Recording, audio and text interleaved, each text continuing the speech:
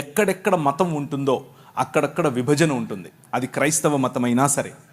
మళ్ళీ చెప్పనా, ఎక్కడెక్కడ మతం విస్తరిస్తుందో అక్కడక్కడ విభజన ఉంటుంది. ఎందుకు అనంటే మతం మానవ కల్పితం. మతం మానవ నిర్మితమైన, మానవ కల్పితమైన ఒక వ్యవస్థ. మతాలు ప్రజల మధ్యలో చిచ్చు పెడతాయి. మతాలు ప్రజలను ఒకరికంటే తక్కువగా చూసే ప్రయత్నం చేస్తాయి. మతం అనేది ఒక విగ్రహం. మతం అనేది ఒక విగ్రహం. అది క్రైస్తవ మతమైనా సరే, డినామినేషనల్ రూపంలో, శాఖ రూపంలో ఉండే విగ్రహం. ఆ విగ్రహం ఎదుటి మనిషిని మనిషిగా గుర్తించటానికి, నా శాఖలో లేకపోతే, నా బాటలో లేకపోతే ఆ మనిషి మనిషే కాదు, ఆ మనిషిని నేను ప్రేమించక్కర్లేదు, ఆ మనిషిని నేను దూరం ఉంచాలి అన్నటువంటి వ్యవస్థ మత వ్యవస్థ.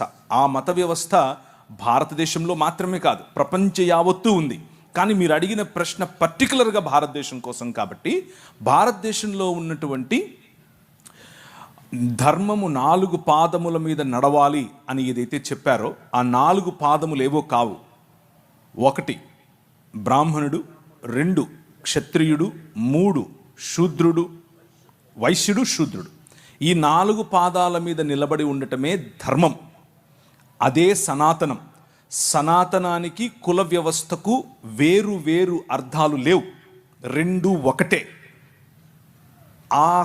ఆ స్ట్రక్చర్ అఖిలాండ కోటి బ్రహ్మాండ నాయకుడు అని పిలువబడినటువంటి దేవుని శరీరముగా ఈ నలుగురిని చెబితే, ఈ 4లోనూ ఈ 4 కులాలలోనూ లేకపోతే వర్గాలలోనూ లేని ప్రజలు దేవునికి బయట చెప్పుల వంటి వారు, లేకపోతే అంటరాని వారు, లేకపోతే మ్లేచ్చులు, దాసులు, దస్యులు, రాక్షసులు, అసురులు అని పిలువబడినటువంటి వారు.